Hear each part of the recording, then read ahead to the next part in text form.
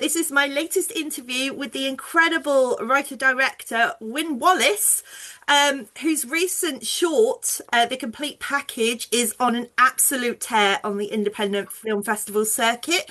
Hi, Wyn, how are you? I'm good, thank you. Thanks so much for having me. It's nice to see you again after briefly meeting at Screams by the Sea. Exactly, yes, and thank you for taking the time. It was great to meet you as well.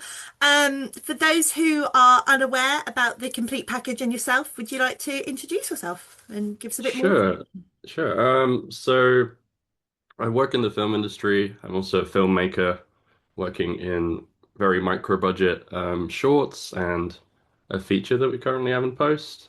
The complete package is our most recent short. It's an analog horror film that centers around a 1980s teledating tape. That as the film goes on kind of takes a bit of a turn and what the product you're looking at might actually be. Mm. And yeah, it's been doing really well in festivals, as you mentioned. Thank you for saying that. I think it's gotten into six now, which we never would have expected. Like we've always made very small things and Mm. always just nice to share them with people wherever we can, really.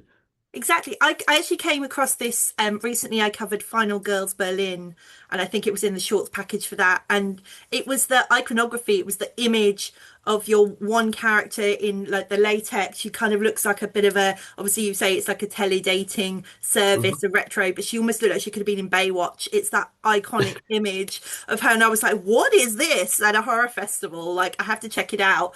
Unfortunately, I knew Yeah. it was coming up at Screams and held off, and I'm so glad I did to watch it with a with an audience against watching it on my own because I won't spoil it. Everyone has to see it for themselves, but I did not see that ending coming, and it's Oh, wonderful. great. It's so very different to what you expect. How have you found the reaction to the complete package so far? It's been incredible. I mean, we've made a few shorts over the years. They're always kind of often a few years apart because, it's whenever we have time or money to do them. Mm. So we had no idea how the film would be received. I think, as you say, it like really stands out on a program. The poster's so colorful, the stills, it's this VHS footage we did shoot on VHS cameras. But yeah, I mean, we didn't think it was going to necessarily get into anything. We had a small budget to submit it to things. So I remember when we got the first selection, I was over the moon, Yeah. and it's just kept rolling. And obviously, we can't always afford to get out to the festivals. We did miss Final Girls, but we premiered it in Holland at the B-Movie Underground and Trash Festival. Mhm. And yeah, sharing that there and seeing the response and the fact that there was like already a bit of buzz around it, it was like unbelievable because yeah, it's just very new to us, really, especially with our big project being under wraps for years now. Yeah. Um, it's amazing to get out and share it with people. And like you say, the twist does seem to be the thing that's carrying it, so I've got to be very careful.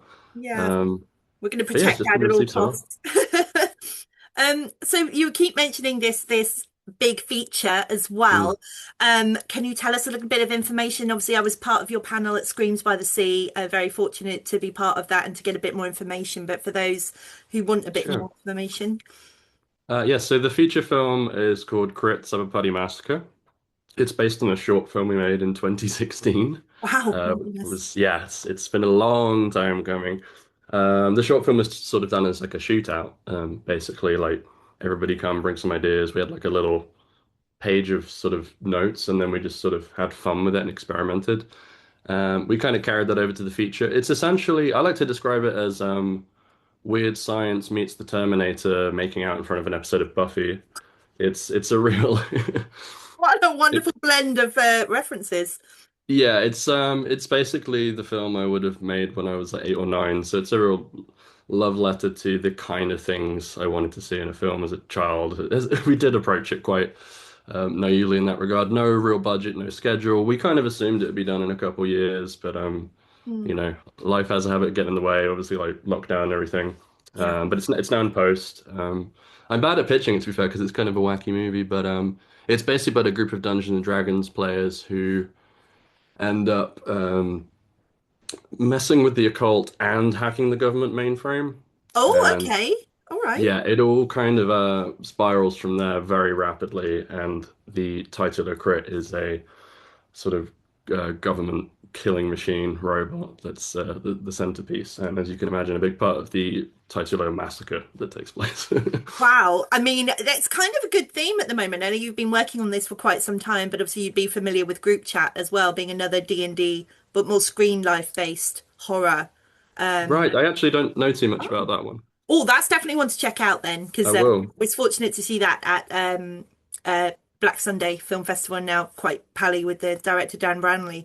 Yeah, Awesome. but it's a screen life D&D, so it's really fun to Hmm. hear that there's another in that kind of vein. Is it a screen life as well, or have you opted for a different kind of route of filmmaking for this one? No, it's sort of we tried to be as cinematic as possible with the VHS camera, Hmm. and another big reason it's taken so long to make is that we basically wrote the script as if we had like 10 million pounds to make it, Oh, and then okay. Yeah. we had no million pounds. So like it's insane as a debut feature film. We just kind of got a bit carried away. You know, Hmm. normally you'd come up with a good idea that works with what you have, like a location or whatever. But we basically had our like four main people who do everything behind the scenes. We're also all in the film, Oh, and wonderful. then there's like at least 20 locations, at least 40 characters or something. It's just mental. So we just sort of piecemeal made it over Hmm. those first few years, and then yeah, it's been in post since then. So I'm really happy that it's looking, but again, it's very ambitious. There's a lot of like VFX and stuff. Hmm. We've got great people working on that and the music and everything. But because it's not funded and it's kind of working on a favor economy, I always say we have a roadmap but not a schedule because you can't push anything No. without funding it really. So, but it's getting close. I think we'll definitely be done this year and Oh, hopefully in festivals wonderful. next year if anyone likes it. I mean, well, I'm sure off the riding off the success that you've had recently, there'll be lots of interest for that. I was going to ask about, kind of scheduling and stuff, but if you're kind of doing it as more of a passion project as well, obviously Mm. your funds limited, being an independent producer and things. But yeah, and it's quite interesting. You say you go in very differently. I think it's the way with independent filmmaking. A lot of people kind of go with this idea and then go, oh, okay, I can't put a helicopter scene in here. Where can I put it? But actually, you're like so headstrong in your vision, and that's really to be applauded. I love that. Yes, it's taking a long time, but that's hopefully going to come out in full effect when it's in Mhm. post. And Yeah, I mean, we had to draw the line somewhere. Like at one point, there was going to be an animated scene. I was going to hand animate, and we were like, we can live without that because we don't need to add another year. But there yeah. was little things like in the script, like this building that's quite a big. It's like sort of the government hub. This where Mhm. these sort of secret operations happen. And in the script, it just says it blows up. So I was thinking, well, we can't do that. It would probably just be like a little cheap digital effect. And then actually, our editor, Laura, who you pretty met at Screams, Yeah, who very does a lot briefly. of yeah, she's amazing. But obviously, she's known for making those puppets and everything. And she was like, why don't you just build the building and blow it up? And we are like, really? And then we just got that together. So that's the last thing we've shot. Hopefully there won't be anything else. But yeah, to your point about hopefully there's an interest because of the short film. That was the real reason we pushed it. We were originally going to release the complete package like virally was the idea to like not put our names on it, like do a kind of a bit of an ARG thing through Reddit and everything. We were really excited about that idea. But ultimately realized, if we can put this into festivals and people program it, then we can start introducing the idea that we have this feature coming. And that's exactly what happened in Holland because we got on, it's an amazing festival. Like it's so social. And the programmers are immediately like, oh, what's this Project Crit? So Yeah. I hope it does carry over and then yeah, help keep the ball rolling. Because again, like as I was saying, momentum is very tricky when you're Hmm. working with micro budgets and everything like that. Definitely. And I think actually one of the draws of having it in an independent film festival is you get the buzz of it, but because it's not being in terms of like it's not what's the word I'm looking for? It's not being distributed yet. So the buzz is still there. People are going to want to go to Mm. festivals to see it. So I think you're picking up momentum in the right way. I mean, you've got six already. You've got an award as well for Best Short at Screams by the Sea, which was a amazing moment to be there for That's because crazy. the Yeah. emotion, you could feel it in the room. It was wonderful.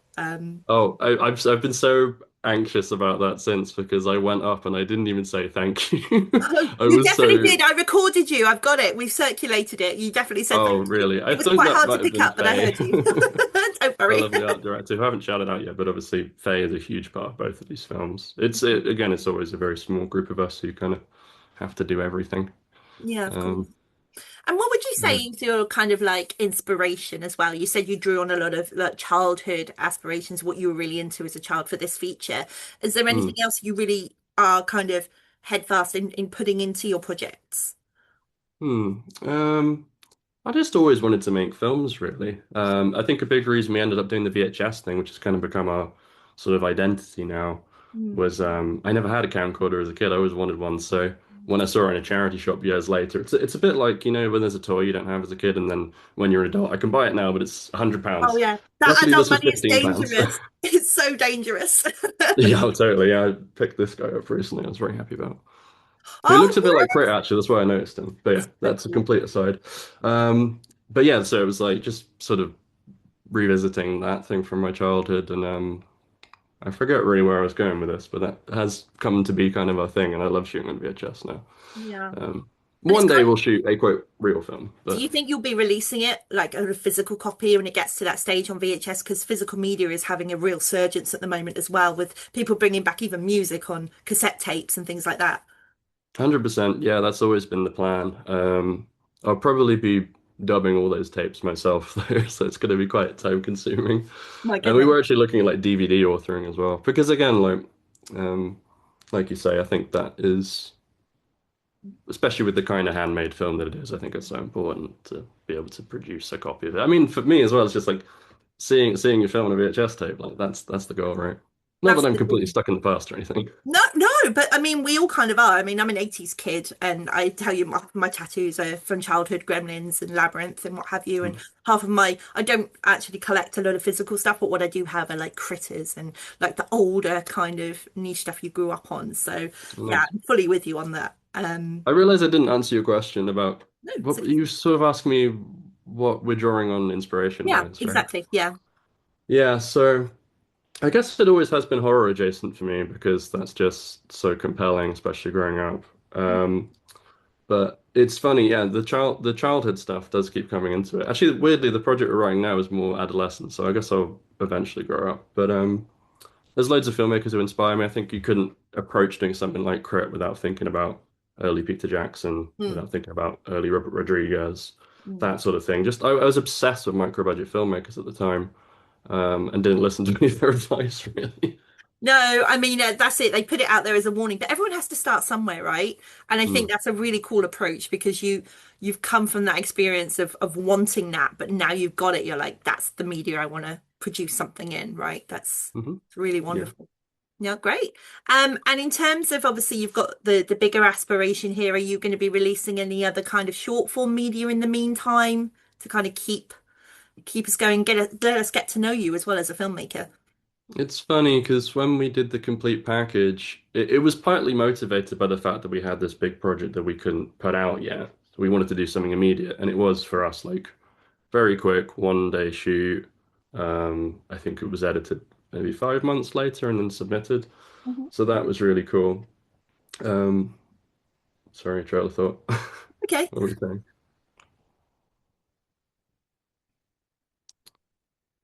More shorts, yeah. So we kind of thought, well, we've already shot a feature film. Why would we keep doing shorts? What's the point? It's always I always saw it as like a stepping stone or something you can only do because your budget is smaller. But that was because we hadn't really gone out and shared our shorts. I think the only other one that screened is To Fetch a Pail, which screened at Screams by the Sea Mhm. 2024. Um, but seeing like the ecosystem in which shorts exist and all the brilliant shorts out there right now, like especially, I don't know if this is a general trend, you probably know better than me, but it feels like there's always a real buzz around the shorts at these genre festivals. There really Yeah. is. I think the having the shorts features actually like it breaks up the festival and it Mm, gives you such like a palate cleanser. You don't know what you're going to get. And that's the joy with the independent circuit. I've been finding the more that I go to, the more I experience. You get such a flavor for everything in the genre, and mm, a short can be so creative, but without you're almost pushed to create something really captivating, but in such a small period of time. There was mm, a wonderful Bangladeshi film that I saw as part of Final Girls, and it was 3 minutes, like two sentences of dialogue, but I was hooked, and I haven't stopped thinking about it. And it's mm, one of those things that you like when you can get somebody who can rightly captivate. their creativity in such short form. It's wonderful. And that kind of, it's almost like an aperitif, right? You want it and then you're like, "Right, give me the full course. I want to know everything this person can create." And I think that's really the buzz and the appeal of it as a Yeah, festival goer for me. especially because they are quicker. You're like immediately so interested in the filmmakers and what they're doing next. And also for me, like, where did this come from a lot of the time, you know? Yeah, because Um, I want to dig into more of the inspiration for the complete package, but I can't because if I ask a certain question, it ruins it. So you're like, that's the hindrance of it, of course. And mm. would you have any kind of inspiration or tips for anyone looking to get into filmmaking? I know there was quite a lot of younger attendees as well at Mm. Screens as part of the panel who were really interested in that side. Have you got any tips? Yeah, I think the general advice is, you know, network, find like-minded people. But I actually think one of the best things you can do is not just network, but work, like go and offer your time on things, especially if you're in a position to do so. Obviously, I don't encourage people to work for free. We're very much hoping in future we will like pay our crew. Yeah. That's No. the next milestone for me is like budgets where we can pay people. But you know, if you can't, you just respect people's time. You don't go over, you don't you feed people, all these things.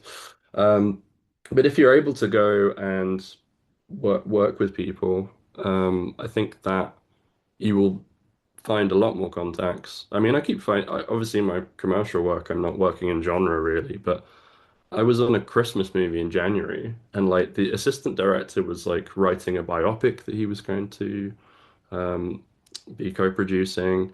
The second AC was like directing his first short film inspired by possession. I think there Ooh. was maybe one or two other people, and I was like, you just don't expect this. So, obviously, there's a bit of a thing like you don't talk about your own projects when you're working on another film, Yeah, of but course. obviously, you get to know people. And yeah, if you see people in your area who are doing something, like definitely reach out. Maybe it isn't the project that you isn't the right one just yet, but you got to keep an ear to the wind. And then when you get around to wanting to make one of your own films, preferably with like a simple, achievable idea and a budget you can raise, then you have that infrastructure around you. And that's basically what Broken Arts Video, which I realize I haven't named once in this interview, Here we is are. is Say all it again so about, we can you hear. know. No, wonderful. And then also, I think that one of the things that came up in a recent interview I had with another couple of directors was that by recruiting people in the same genre, they may come with an idea that you hadn't anticipated as well. Like they may come in with a fresh influence or something, and actually, like there's a spark and a joy in that as well. Totally. I think. Yeah. Yeah. I mean, it's all about collaboration. And you're right. If you do find your people, like definitely be open. Like we really had that with Crit, which was fun because again, it was kind of experimental in approach, aside from the experiment of making a film with no money. When Yeah. we did the short film, it was meant to be like a back to basics, like almost like I was saying, like having that camcorder as a kid running around the garden making movies. Mm. So I was like, let's strip away all of this frustration with, you know, commercial film work. Let's say everybody has to shoot something, everybody has to be on camera at some point Yeah. in a day. And we kind of carried that over to the feature in many ways, in just keeping like an open forum about ideas and allowing people to try new things in the fields that they are interested in, whether that was art department, whether that was writing, whether that was costuming, which is also art department, all these sorts of things. Yeah. And yeah, so because we did it so slowly in chunks, you could do that. You could um, when I did the panel, actually, Damon, he said, "Oh, it's like you made a bunch of shorts," and it's like, well, I like to think it holds together, but it was the process of, yeah, doing these short shoots, and we'd always like approach them and brainstorm, and that's where you do get all these ideas, like you were saying, from the community that you build around it. Yeah, exactly. Wonderful. And is there anything else you'd like to tell people about what's coming up or any other projects or any other advice or anything before I ask my final question? Sure. Well, definitely keep an eye out for Crit. I wish I could tell you when it's going to be complete, but I'm confident you'll be seeing it in festivals next year. We'll definitely have like a theatrical trailer out soon. There's a teaser. If you go to our Instagram at I'll Subbody drop all your Mask, you can socials find it. in. Yeah, so everyone will know. Perfect. And in terms of seeing everything we've produced to date, that's all on our Patreon, which you can join for free or for like £3 a month, and you get access to everything. We're going to be releasing a featurette making of the complete package shortly, actually, which we've had going for a while. I was going to ask which actually, was I right in thinking that that was done in a day that you mentioned earlier as well? filming, yeah, so technically we did all the ending shots the night before, Got and then you. we did everything with the actors the next day. And it was like a 8 or 9 hour day. It wasn't long. No. I mean, it's a very simple film. I finally came up with a simple idea. But Yeah. yeah, it was super fast. But again, that was necessity. I had to shoot off to work like that night. I left my wallet behind. No. And yeah, we basically because it also this is the first one we had with like an actual budget, so we had to keep it under, and you know, even just doubling up people's travel costs would have been huge proportion of like gone way over budget. So yeah, luckily we were able to schedule. I have to give thanks to our producer Charlotte Kelly, who was very good helping with that, and Faye working overtime on our department made it happen. Aw. I was so pleased that Faye was there as well at Screams to Yeah, help totally. as Because well. she lives in Newcastle, so Oh, yeah, I'm not, well, I mean, she's further north than me. I came down from north of Nottingham, so it was oh quite wow. a hefty travel back on a Sunday, I have to say. It Yeah. was, No, but she especially had a after. great time. I mean, it's such a great festival. I love that festival. Just being able to go there and meet, like you can literally talk to everybody because it's a nice size, and it was great for Faye to get out there and speak with other people in our department and Mm. hear all this feedback about all the work she'd done that she was worried wasn't good enough. And it's like people are Oh. obsessed with the production design of this film, and it's all you, Faye. Yeah, So it's so captivating. As I say, the visual against the end is such a juxtaposition in terms of ideas and styling. It's just complete. I think I heard the audible gasp. I don't know if you were there watching the screening. yeah, It yeah, was yeah. like a coin could have dropped in that room, and you'd have heard it, and you'd be like, "I did not see that coming." Like, wonderful. Yeah, it was Yeah, I great. think we kind of did something slightly clever with that, as Yeah, it turned out. But I didn't know it was going to work. But no, it was so yeah, clever. like seeing that with the crowd is awesome because yeah, there's a little bit of trickery there, I guess. Yeah, yeah, we're getting on spoiler, but yeah, it's that fine line, isn't it?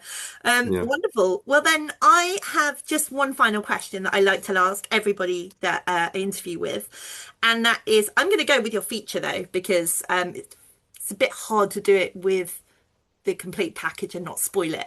So if Okay. you are to do a double feature in a cinema with your feature that's coming up and a film of your choice, and it could be something stylistically to match or something that really tells us more about you Hmm. as a film lover, what would you pick? Oh, that's really hard because of the style of the film. Hmm. So there are a lot of films that it feels kind of similar to, and it's funny, they've all kind of been things that I've realized after the fact, like, oh, subconsciously that bled in like things from like TV in the 90s, movies I watched growing up. But because it's a VHS movie and it's so handmade, I don't want to do something similar that then makes it look like a cheap imitation. So do I pick a VHS short film? My heart said Bill and Ted's Bogus Journey. Oh, yes. Okay. So is there like a kind of similar, have you got a comedic vibe in there as well, or? Yeah, there's actually a lot of comedy in it, which kind of came out of it as it went on. It's not really a horror film. It's Okay. more of a coming of age, sci-fi fantasy, bit of horror. Ooh, It's a okay. it's a real melting pot. So yeah, maybe Bill and Ted, or I'm trying to think of a good VHS movie as a counterpoint. I mean, it doesn't really get better than Blonde Death. I would say Blonde Death, maybe. No, that's a wonderful film. I was even kind of thinking it's not VHS, but the kind of the era as well. Maybe Super 8 would be kind of fun. I really love Super that 8, film. sorry. Super 8. Yeah. Yeah, I haven't actually seen that film, believe it or not. Oh, it's wonderful. It's a proper nostalgic vibe. Yeah, It's not so much horror, it's more in the sci-fi vein, but like yeah. it's the Stephen King Stand By Me kind of era, but it's the Super 8 footage and then like aliens and stuff. It's I wonderful. think that would really speak to me from what I know about that film, actually. But I think I avoided it because I used to shoot on Super 8, and everyone was like, "Oh, have you seen Super 8?" And I was like, Yeah, no, "Yeah." we don't talk about that. I'm a VHSer now. No, I'll put it on the list. Oh, great. Well, thank you again, Wyn, for the time today. I really appreciate it. And congratulations again on all the success of the complete package and wishing you all the best. I will drop all of your socials in the comments and everything for everyone. So we can all give you a follow and keep our eyes peeled for when the trailer drops. I'm so excited to see what's coming next. Thanks so much for having me, and thanks for all the kind words. Really appreciate it. I think No this is our problem. first interview, by the way. So What? Really? yeah, Oh God. Oh, I'm so privileged. So thank you. I really appreciate that actually, because as I say, I'm fairly new to this whole experience. So yeah, we're both learning. There we are. there we are. Great stuff. Cheers, Thank you then. so much.